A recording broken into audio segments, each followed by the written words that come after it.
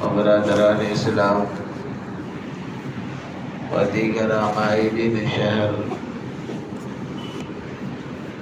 آج کا موضوع بہت ہی اہم، حالات حاضرہ اس وقت امت مسلمہ پر تابڑ توڑ حملے کی طرح وارد ہوتے جا رہے ہیں۔ حالات کبھی بگڑے ہوئے ہوتے ہیں تو معاشرہ بھی بگڑ جاتا ہے، حالات سدھرے نظر آتے ہیں تو معاشرہ بھی سدھرا نظر آتا ہے۔ معلوم یہ ہوا معاشرے کا تعلق حالات سے زیادہ جڑا ہوا ہے، اس لیے یہاں کی انتظامیہ کمیٹی نے حالات کے پس منظر میں بہت ہی اچھا عنوان رکھا ہے، اصلاح معاشرہ اور حالات حاضرہ۔ اس وقت مسلم دنیا کے ساتھ کیا ہو رہا ہے، آپ حضرات سے یہ باتیں ڈھکی چھپی نہیں ہیں، اور دن بدن امت مسلمہ فتنوں کا شکار ہوتی جا رہی ہے۔ نئے نئے فتنے جنم لے رہے ہیں، اور ایسے ایسے فتنے جن فتنوں کا تصور بھی نہیں کیا جا سکتا۔ اور یاد رکھنا چاہیے، دنیا جب مٹنے کو ہوتی ہے تو پھر امت بہت سے حالات سے دوچار ہوتی ہے، اور حالات ہی میں امتحان ہوتا ہے۔ اللہ تعالیٰ اچھے حالات بھی لا کر مسلم معاشرے کو آزماتے ہیں، حالات بگاڑ کر بھی مسلم معاشرے کو آزمایا جاتا ہے۔ کبھی خوش رکھ کر آزماتے ہیں، کبھی غموں کے سیلاب میں رکھ کر آزماتے ہیں،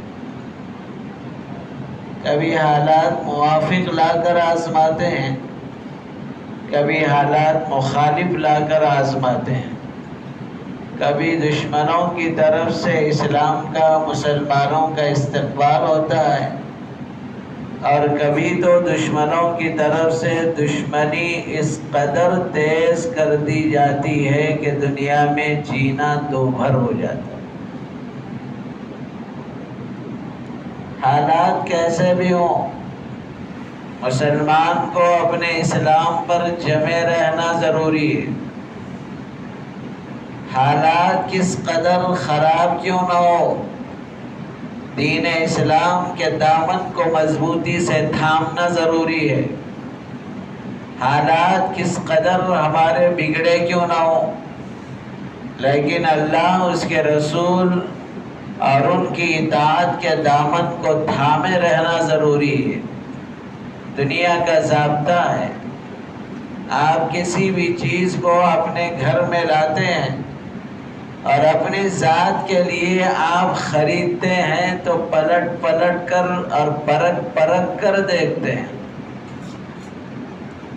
کپڑا خریدتے ہیں، دیکھتے ہیں کہیں کپڑا ڈیمیج تو نہیں ہے۔ سیل فون خریدا جاتا ہے تو سب سے شاندار فون کون سا ہے، اس کا اہتمام ہوتا ہے۔ حتیٰ کہ روزے مرہ ترکاری لانے کے لیے بھی آپ جاتے ہیں تو پلٹ پلٹ کر دیکھتے ہیں کہیں عیب تو نہیں ہے، کہیں ترکاری میں خرابی تو نہیں ہے، کہیں بھی سوراخ نظر آتے ہیں تو آدمی اس کو اٹھا کر پھینک دیتا ہے۔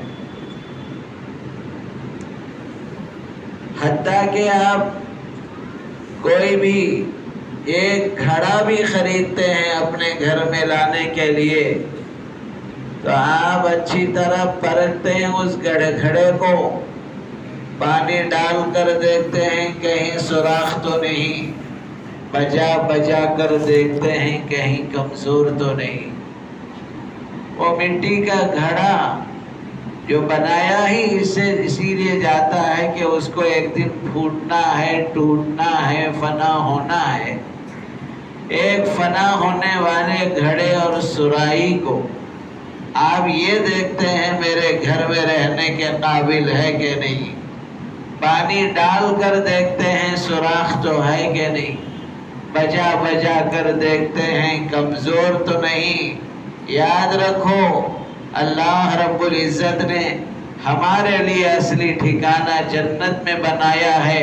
وہ پروردگار بھی پلٹ پلٹ کر، ٹھوک ٹھوک کر، بجا بجا کر دیکھتے ہیں میرے جنت میں رہنے کے قابل ہے یا قابل نہیں ہے۔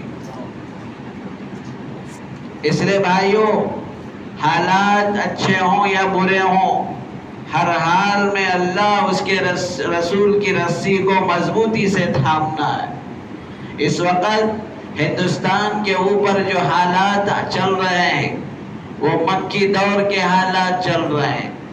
وہ مکی دور جہاں اللہ کے رسول کو چھوڑا نہیں گیا، وہ مکی دور جہاں نبی کے جانثاروں کو چھوڑا نہیں گیا، وہ مکی دور جو رسول اللہ صلی اللہ علیہ وسلم کے ساتھ رہنے والے جانثاروں کو چھوڑا نہیں گیا۔ آج یہ مکی حالات ہندوستانیوں پر چل رہے ہیں۔ رسول اللہ صلی اللہ علیہ وسلم کے لائے ہوئے دین کو کوئی تسلیم نہ کرے۔ قرآن مجید کی تلاوت کی جاتی ہے تو شور و غوغا زیادہ کیا جاتا ہے، کہیں قرآن کے آیات دلوں میں اتر کر زندگیاں بدل نہ جائیں۔ آج دشمن بھی چاہتا ہے، دن بدن مسلمان بڑھ رہے ہیں، کہیں ایسا نہ ہو یہ تاریخ لوٹ جائے پھر خلافت عثمانیہ میں تبدیل ہو جائے، کہیں ایسا تو نہیں ہے کہ یہ خلافت لوٹ کر خلافت عباس، خلافت بنو امیہ کی طرف لوٹ نہ جائے۔ اس لیے دشمن مسلمانوں کے ساتھ ظلم و ستم اسی لیے کر رہا ہے۔ وہ جانتا ہے کوئی طاقتور قوم اس دنیا میں ہے تو وہ مسلمان ہے، جس کے پاس اگر سچا کوئی دین ہے تو وہ دین اسلام ہے، جس کے پاس اگر کوئی سچی کتاب ہے وہ قرآن مجید ہے، جس کے پاس کوئی قانون اور لا ہے اور شریعت محمدی اور محمدن لا کا قانون ہے۔ اس لیے بھائیوں، ہم کو کیا کرنا ہے؟ موجودہ حالات میں ہم کو کیا کرنا ہے؟ حالات کے رو نہیں بہنا ہے۔ دشمن ڈرائے ڈرنا نہیں ہے، دشمن آنکھیں دکھائے کانپنا نہیں ہے، مایوسی کی خبریں پھیلائے جائیں مایوس ہونا نہیں ہے، بے گھر کرنے کی باتیں کی جائیں، بے گھر کی باتیں سن کر ہم کو نا امید ہونا نہیں ہے۔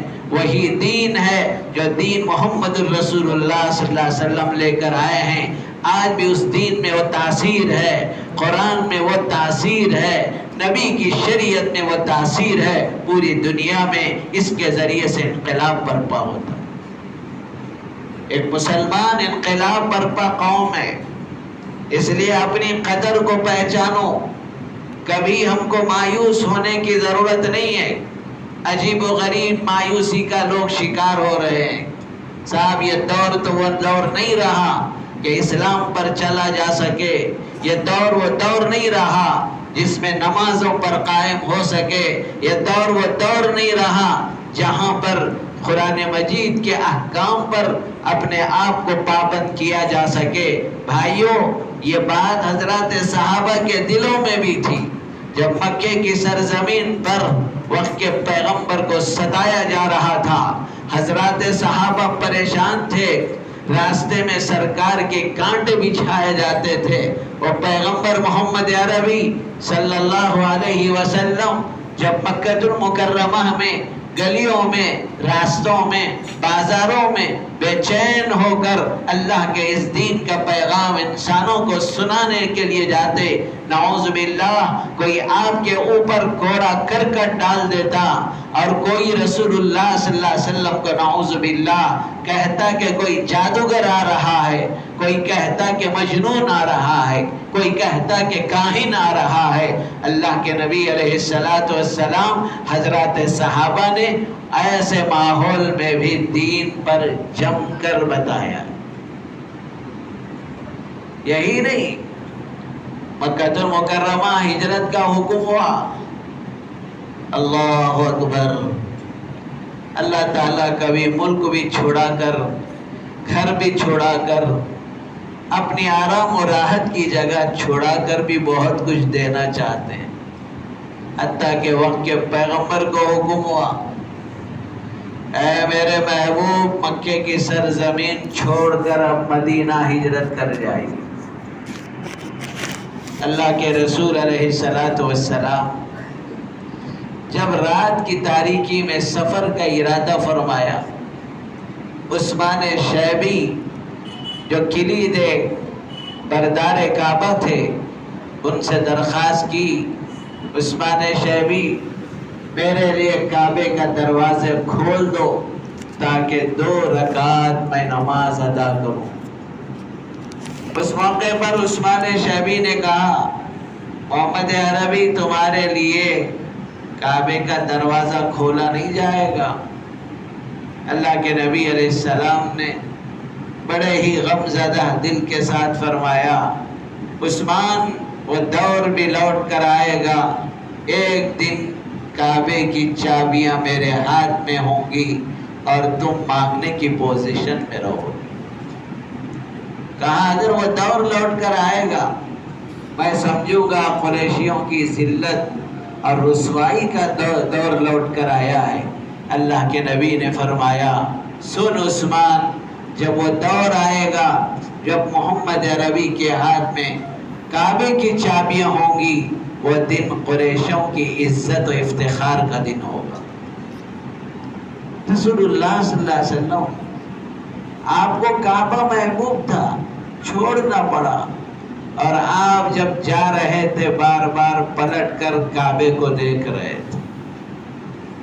یہاں تک آپ نے فرمایا، اے کعبہ تو مجھے محبوب ہے، میں تیرے ہی جھیلوں میں پیدا ہوا، تیری ہی سائے میں میرا بچپن گزرا، تیری ہی سائے میں اپنے جوانی کو گزارا، تیرے ہی سائے میں میں نے بکریاں چرائی، میری محبت تیرے ساتھ گہری ہے۔ اللہ کا حکم نہ ہوتا اے کعبہ تجھے نہ چھوڑتا۔ حضور رو رہے ہیں، آنکھوں سے آنسو بہ رہے ہیں۔ اللہ نے آیت نازل فرما دی، ان الذی فرض علیک القرآن لرادک الی معاد۔ اے نبی کیوں خوف کھا رہے، کیوں غمزدہ ہو رہے ہو؟ ایک دن آئے گا میرے محبوب آپ کو فاتحانہ مکے میں ہم لوٹا کر رہے ہیں۔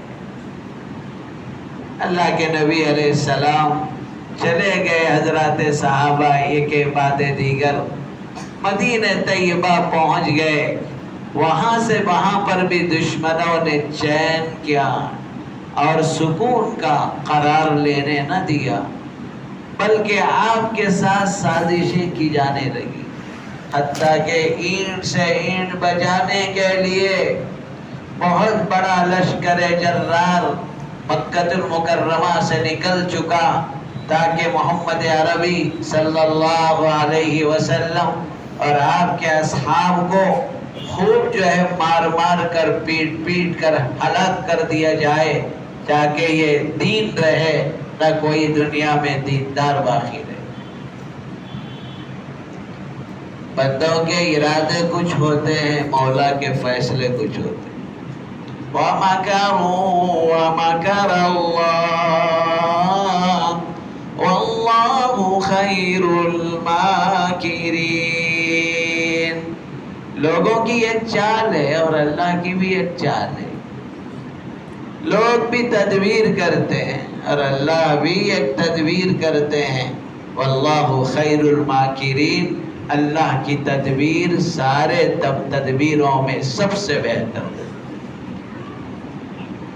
تو بھائیو، جنگ بدر کے اندر اللہ پاک نے سارے دشمنوں کو جو اسلام کو مٹانے اور مسلمانوں کو مٹانے کی سازش کرتے رہے، اللہ نے اس سرزمین پر دشمنوں کو مٹا کر چھوڑ دی.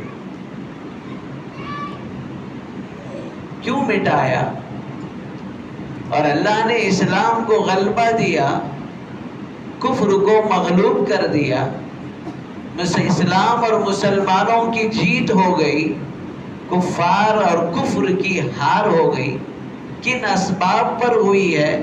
وہ 5 اسباب ہیں جو میں قرآن مجید کی ان آیات میں انہی صفات کو اللہ نے بیان فرمایا ہے جن صفات کے پائے جانے پر اللہ کی مدد آسمانوں سے آئی. آپ سب ارادہ کریں انشاءاللہ وہ 5 صفات ہمارے اندرون میں پیدا ہو. کریں گے نا بھائی؟ یہ وہ 5 بدری صفات ہیں جس پر اللہ کی مدد آئی ہے. جنگ بدر میں 3000 فرشتوں کا لشکر اللہ نے آسمان سے اتارا، پھر 5000 فرشتوں کا لشکر اتارا گیا. یہ اللہ تعالیٰ نے قرآن میں اصول بتایا. آج امت مسلمہ یہ 5 بدری صفات اپنے اندرون میں اپناتی، آج بھی اس سرزمین پر اللہ کی وہ مدد آئے گی جو جنگ بدر کے موقع پر مدد آئی تھی. کوئی بعید نہیں، اللہ سچے ہیں، ان کا کلام سچا ہے، نبی سچے ہیں اور ان کی بات سچی ہے. اللہ سے بڑھ کر کس کی بات سچی ہو سکتی؟ وہ کیا ہے؟ یا ایھا الذین آمنوا اذا لقیتم فئة فاثبتوا واذکروا اللہ کثیرا لعلکم تفلحون. اے ایمان والو، جب تمہارے سامنے دشمنوں کی جماعت مقابل ہو جو تم کو چین اور قرار سے رہنے نہ دیتی ہو، تمہاری ذات پر حملہ ہو یا دین پر حملہ ہو یا شریعت پر حملہ ہو یا تمہارے ذاتی ٹھکانوں پر حملہ ہو، تو مسلمانوں یہ 5 بدری صفات کو اپناؤ. میں ویسے ہی مدد کروں گا جیسے جنگ بدر میں میرے اپنے محبوبوں کی مدد کر دیا. اللہ کا وعدہ ہے. اللہ فرماتے ہیں سب سے پہلی بات فَاثْبُتُوا، اے مسلمانوں تم ثابت قدم رہو. اگرچہ تم کو جلایا جائے تب بھی اللہ کا نام بلند کرو، جبھی بھی تم کو پیٹا جائے تب بھی اللہ کا نام بلند کرو. تم اللہ کے ساتھ کسی کو شریک نہ ٹھہراؤ. فَاثْبُتُوا، ایسے ثابت قدم رہو جیسے بلال نے ثابت قدمی مکے کے پہاڑوں اور گلیوں میں دکھا دیا. اللہ اکبر، کیسی ثابت قدمی تھی حضرت بلال. مارا جاتا تھا، پیٹا جاتا تھا، چٹان رکھ کر گھسیٹا جاتا تھا، تب بھی زبان پر کوئی کلمات کفر نہیں. بلال لات اور عزا منات کی دہائی دے، ابھی تجھے ہم چھوڑ دیں گے. اللہ احد، اللہ احد، میرا اللہ ایک ہے، ذات میں بھی وہ اکیلا ہے، صفات میں بھی اکیلا ہے، میں اس کے ساتھ شریک نہیں ٹھہراتا. خواہ مجھے کاٹ دیا جائے، خواہ مجھے جلا دیا جائے، خواہ میرے ٹکڑے ٹکڑے کر دیے جائے، فَاثْبُتُوا، اے ایمان والو تم ثابت قدم ہو جاؤ۔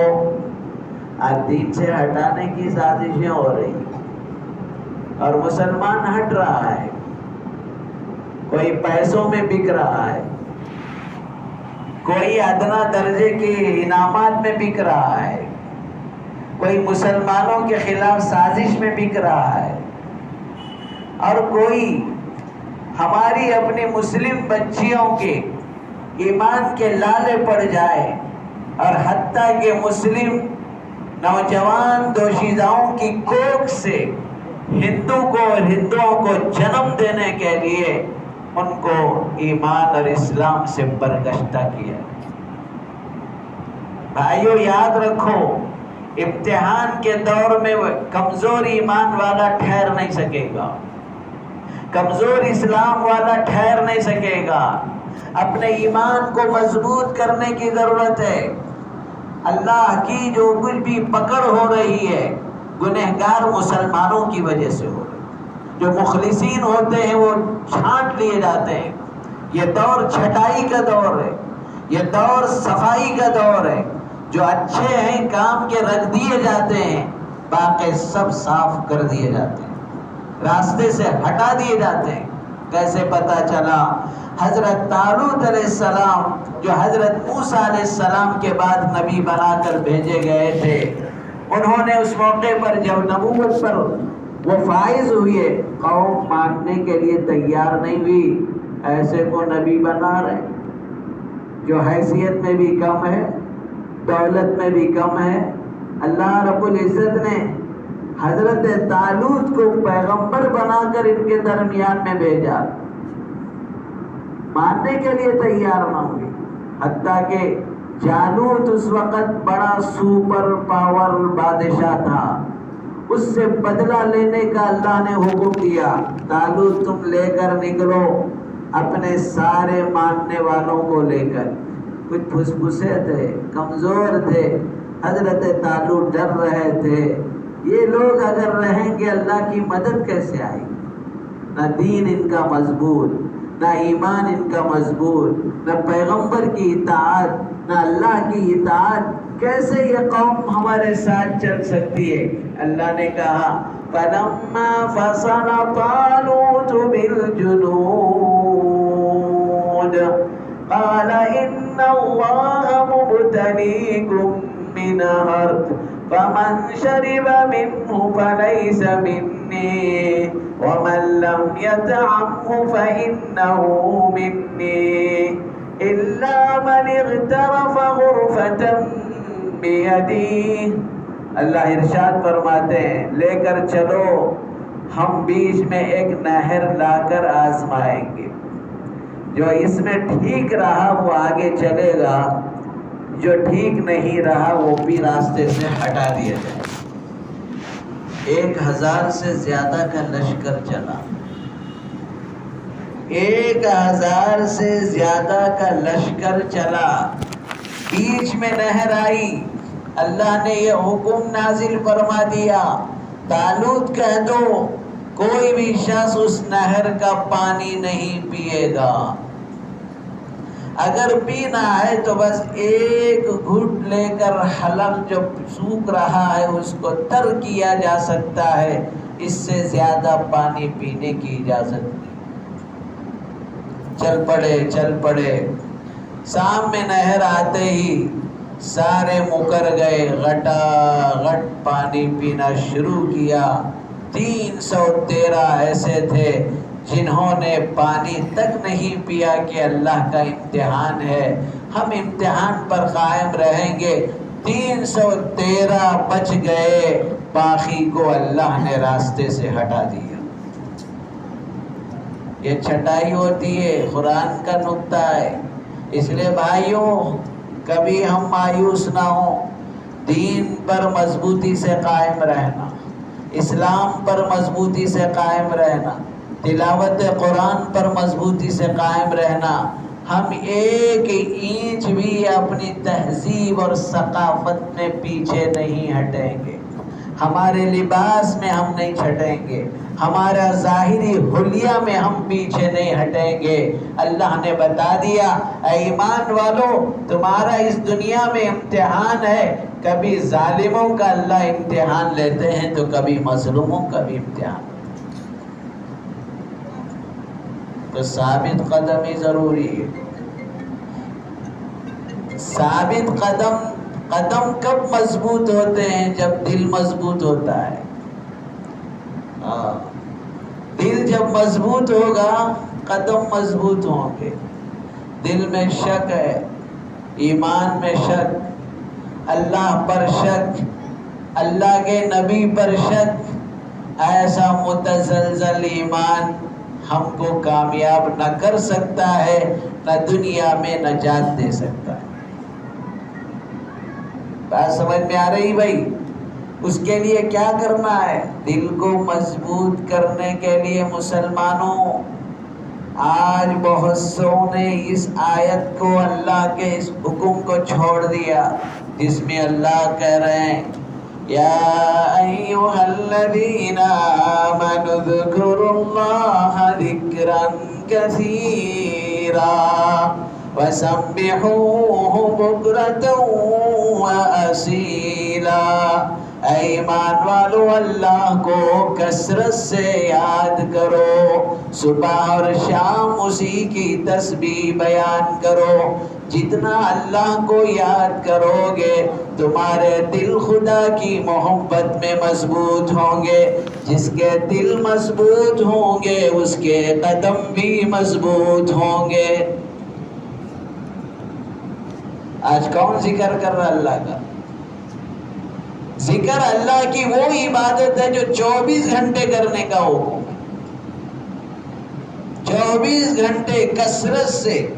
قرآن نے یہ نہیں کہا یا ایھا الذین آمنوا صلوا صلاۃ کثیرا، اے ایمان والو بہت زیادہ نمازیں پڑھو، نہیں۔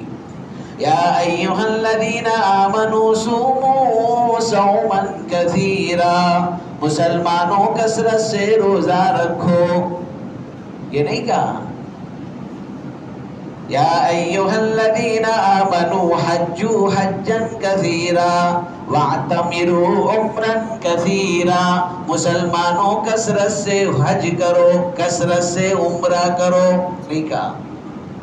کیا کہا پروردگار؟ کثرت سے اللہ کا ذکر کرو۔ جو مسلمان کثرت سے اللہ کا ذکر کرتا ہے، یاد رکھو اللہ کی رحمت اس کی طرف متوجہ ہوتی۔ ذکر کریں گے نا بھائی؟ اللہ میں نہیں کہہ رہا، قرآن کہہ رہا ہوں، آپ کے سامنے سارا قرآن رکھ رہا ہوں۔ یا ایھا الذین آمنوا اذکروا اللہ ذکرا کثیرا، اے ایمان والو کثرت سے تم اللہ کو یاد کرو۔ جو لوگ اللہ کو یاد نہیں کرتے وہ شیاطینی اور نفسانی توہم پرستی میں مبتلا ہو جاتے ہیں۔ جو اللہ کا دامن چھوڑ لیتا ہے وہ مخلوق کے پیچھے پڑ جاتا ہے۔ جو خالق سے ڈرنا چھوڑ دے وہ راستے سے بلی گزرنے پر ڈرنے والا ہو جاتا ہے۔ ہو رہا کہ نہیں ہو رہا؟ ارے بھائیوں یاد رکھو اور اچھی طرح یاد رکھو، یہ ایک ظاہری جسم ہے ہمارا اور ایک اندر میں ہماری روح ہے۔ ایک ظاہری جسم ہے، دوسرا ہماری اندرون میں روح ہے۔ اس کی مثال یہ ہے، ایک ہے سواری اور ایک ہے سوار۔ سواری بدلتی ہے، سوار نہیں بدلتا۔ یہ جسم ہماری سواری ہے، اس میں سوار ہماری روح ہے۔ یہ روح اصل ہے۔ جس دن یہ روح چلی جاتی ہے کہا جاتا ہے فلاں صاحب چلے گئے، مر گئے، حالانکہ ہاتھ بھی ویسے ہی ہے، پیر بھی ویسے ہی ہے، آنکھ بھی ویسے ہے، چہرہ پہلے سے بھی اچھا ہے، چہرہ پہلے سے بھی زیادہ چمک رہا ہے. کہہ رہے ہیں فلاں صاحب چلے گئے، سمجھو کیا مطلب ہے اس کا؟ جو اصل روح تھی اندرون میں وہ چلی گئی. اور یاد رکھنا، جسم کو جیسی غذا چاہیے اس سے کہیں زیادہ روح کو غذا چاہیے. جیسے جسم کو غذا چاہیے اس سے کہیں زیادہ روح کو غذا چاہیے. اور یاد رکھو اللہ پاک نے کھانا 3 ٹائم انسان کھاتا ہے، لیکن نماز جب فرض ہوئی تو 50 نمازیں فرض ہوئی. کتنی نمازیں فرض ہوئی بھائی؟ پہلے 50 نمازیں فرض ہوئی نا، پھر بعد میں اللہ تعالیٰ نے 5 نمازیں رکھ دی، پر اس کی سنتیں، نفلیں، وتر سب ملا کے گنے تو وہ 50 رکعتیں چھوڑے. کیا سمجھ میں آئی بات؟ جسم سے بڑھ کر 50 گنا روح کو غذا دینے کی عادت ڈالو. کتنے گنا؟ 50 گنا.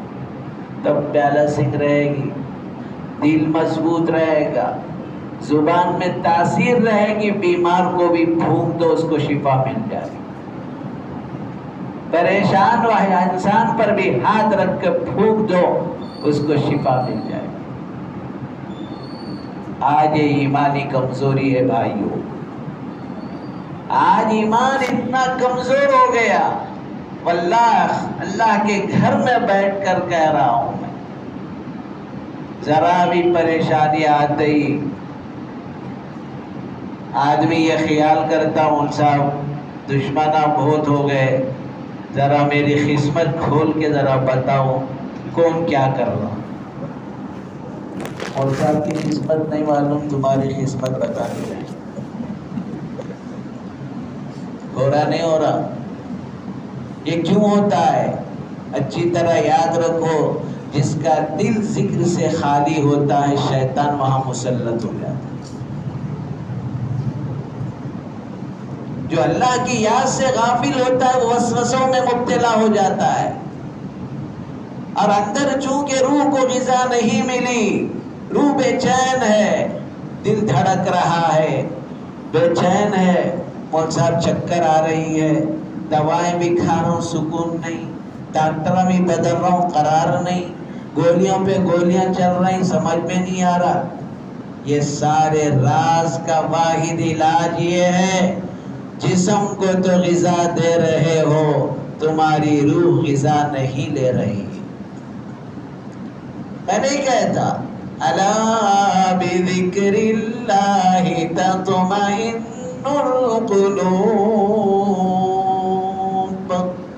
آگاہ ہو جاؤ مسلمانوں، اللہ کی یاد ہی میں تمہارے دلوں کو چین آتا ہے. اگر اللہ کی یاد چھوڑ دو گے دل بے چین بے قرار ہوں گے، ڈپریشن میں چلے جاؤ گے.